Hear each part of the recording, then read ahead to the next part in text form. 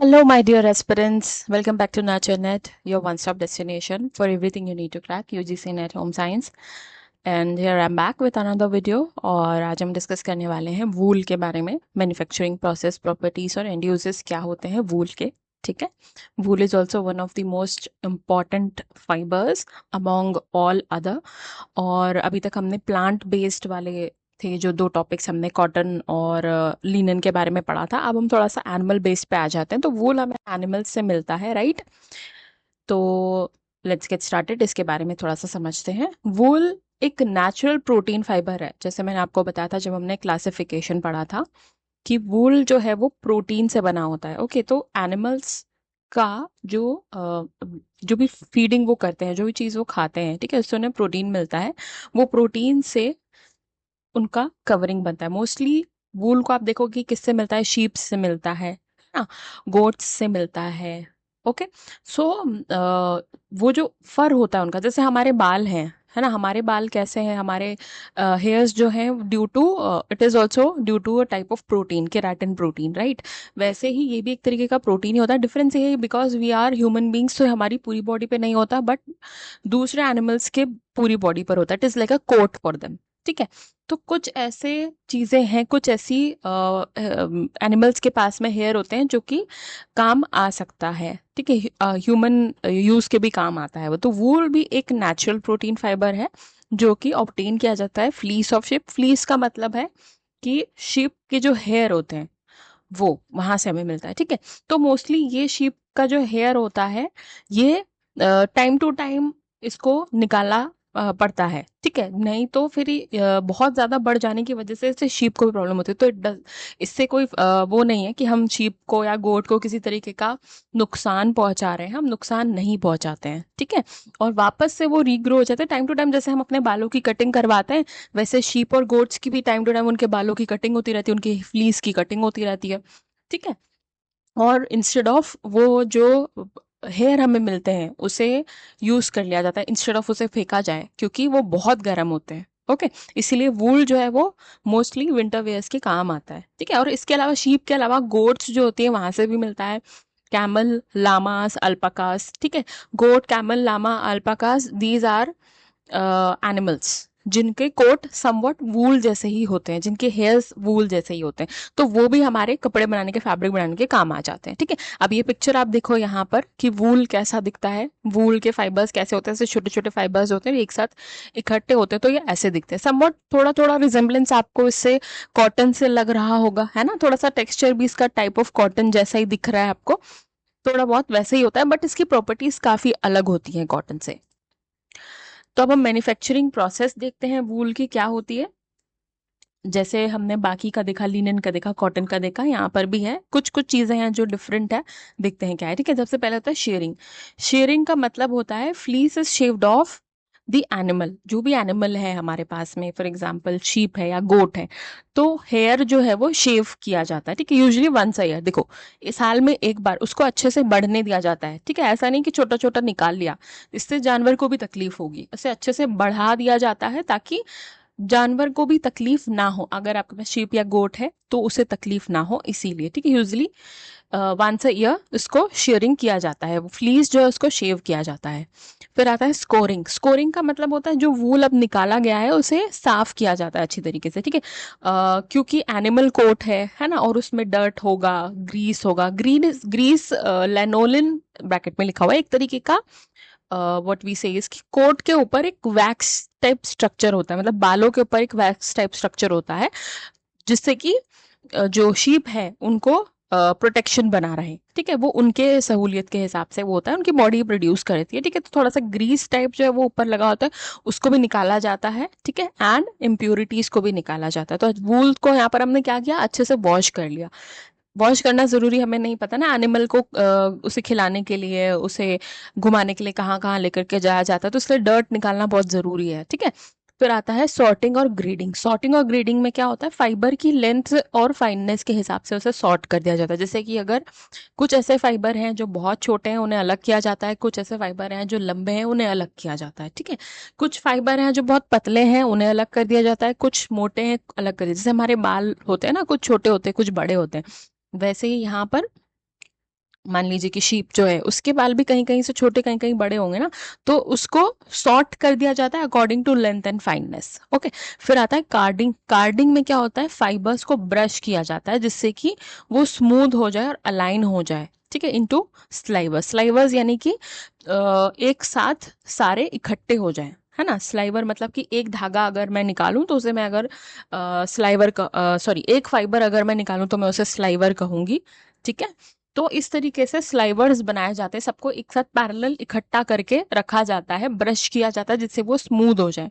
अभी तक थोड़ा सा ऐसा ढेर बना हुआ जैसे हमने लास्ट पिक्चर में देखा, अब उसको एक साथ कर दिया जाता है। फिर कॉम्बिंग होती है, फाइन वूल के लिए कॉम्बिंग होती है, ठीक है। कॉम्बिंग कैसे, जैसे हम बालों को कंघा कैसे करते हैं वैसे एक ब्रश टाइप का इंस्ट्रूमेंट होता है, उससे कॉम्बिंग करी जाती है जिससे कि शॉर्ट फाइबर्स जो है वो अलग हो जाते हैं और लॉन्ग जो है वो पैरेलल अरेंज हो जाते हैं, ठीक है।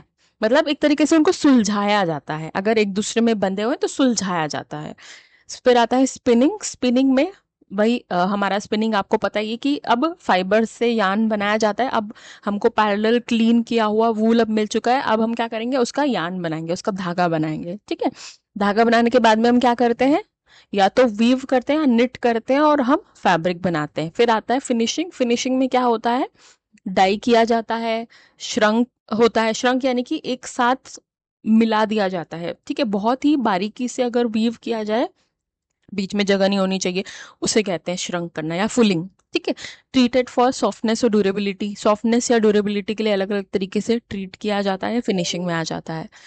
ओके, तो यहाँ पर आप क्या समझे इससे कि मैन्युफैक्चरिंग प्रोसेस ऑफ वूल क्या है, shearing, scouring, sorting, carding, combing, spinning, weaving, knitting, ठीक है। शीरिंग यानी कि पहले हमने एनिमल के बाल निकाले, स्कोरिंग हमने वूल जो है उसमें से डर्ट निकाला और उसे धो दिया, सॉर्टिंग में हमने फाइबर के लेंथ के हिसाब से उसे अलग अलग कर दिया, सॉर्ट कर दिया, कार्डिंग में हमने फाइबर्स को ब्रश कर दिया अच्छे से स्मूल अलाइन करने के लिए, कोम्बिंग में हमने उसे सुलझा दिया, स्पिनिंग में हमने धागा बनाया, वीविंग निटिंग में हमने फैब्रिक बनाया और फिनिशिंग में हमने फैब्रिक जो बना था उसे डाई किया या फिर उसे सॉफ्टनेस या फिर ड्यूरेबिलिटी बनाने के लिए उसे ट्रीट किया, ठीक है।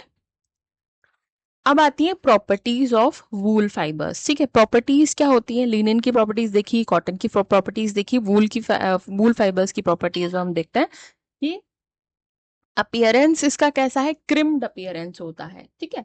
क्रिम्ड अपीयरेंस मतलब कि यहाँ पर क्या होगा, आपका जो भी धागा या फिर यार्न जो बनेगा ना वो थोड़ा सा स्पाइरल ऐसे गोल गोल घूम जाएगा, ठीक है।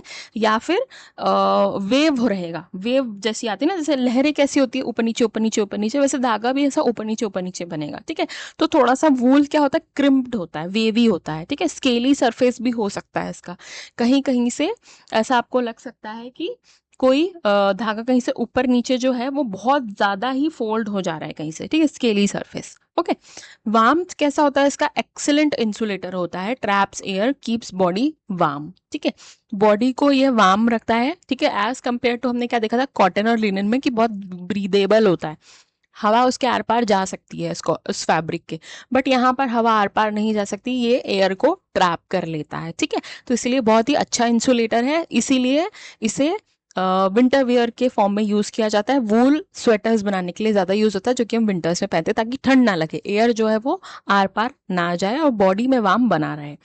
इलास्टिसिटी इसकी बहुत अच्छी होती है, इसको स्ट्रेच किया जा सकता है और स्ट्रेच करने के बाद में ये वापस अपने नॉर्मल शेप में, जिस जैसा इसका शेप था वापस उस शेप में ये पहुंच जाता है, ठीक है। ऐसा नहीं कि ज्यादा खींचने से फट जाएगा, ऑब्वियसली बात है, अगर आप बहुत ज्यादा ताकत लगाएंगे तो फटेगा ही, बट अगर हम नॉर्मल किसी कपड़े को खींचते हैं तो क्या होता है, वो इतना ज्यादा नहीं खींचता एज कम्पेयर टू वूल, जितना ज्यादा खींचेगा ना। स्वेटर आपने पहना होगा कभी, तो स्वेटर कैसा होता है, आप उसको खींचते हो तो खींच जाता है ना वो, बस वैसा ही, वैसी अच्छी इलास्टिसिटी होती है इसकी।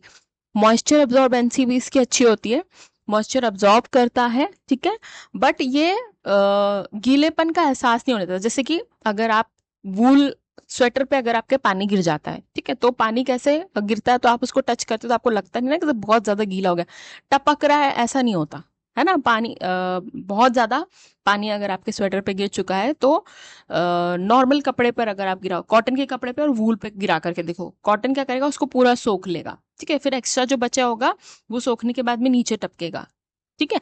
बट यहाँ पर वूल के साथ ऐसा नहीं होता, वो एब्जॉर्ब तो कर लेता थोड़ा थोड़ा करके, लेकिन उसमें इतना ज्यादा एक्सेस में वो एब्जॉर्ब कर लेता है कि वेट फीलिंग नहीं देता कि हाँ ये कपड़ा गीला है, ऐसा पता नहीं चलता उसमें। ठीक है।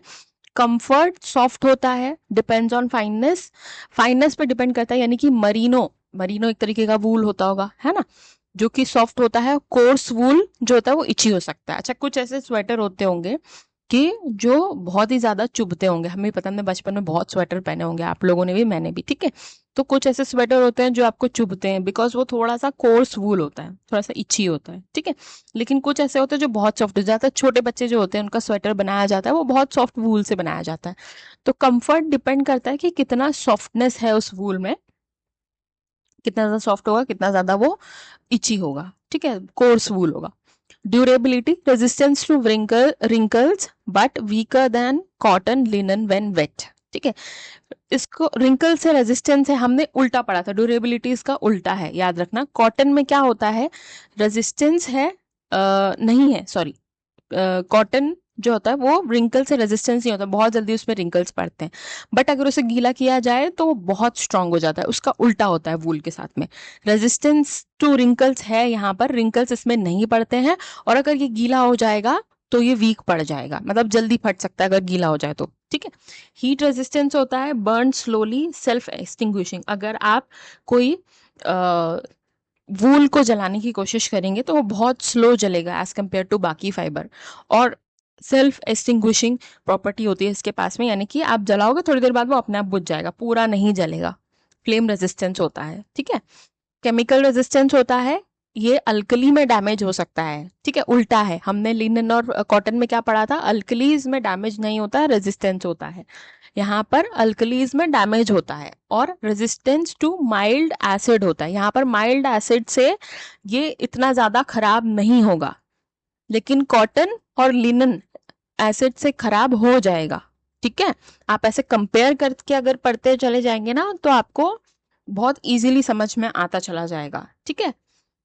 स्पेशल प्रॉपर्टी क्या होती है वूल की, फेल्टिंग, फेल्टिंग मैंने आपको बताया था क्या होता है, कि जब हम फाइबर्स को एक साथ इकट्ठा करके या फिर हम यार्न को एक साथ रख के उस पर प्रेस करते हैं, उसे हीट देते हैं, या मॉइस्चर या प्रेशर, तीनों में से कोई भी चीज, या मिक्स करके कोई भी चीज यूज करते हैं, तो वो एक साथ चिपक जाते हैं, ठीक है, एक साथ मिल जाते हैं, वो एक मैट का स्ट्रक्चर बन जाता है। मैट समझते हो, कोई भी फ्लैट सरफेस, यानी कि मैट, जैसे चटाई, चटाई कैसे जुड़ी हुई होती है एक दूसरे से, एकदम चिपकी हुई रहती है, वैसा बन जाता है, ठीक है।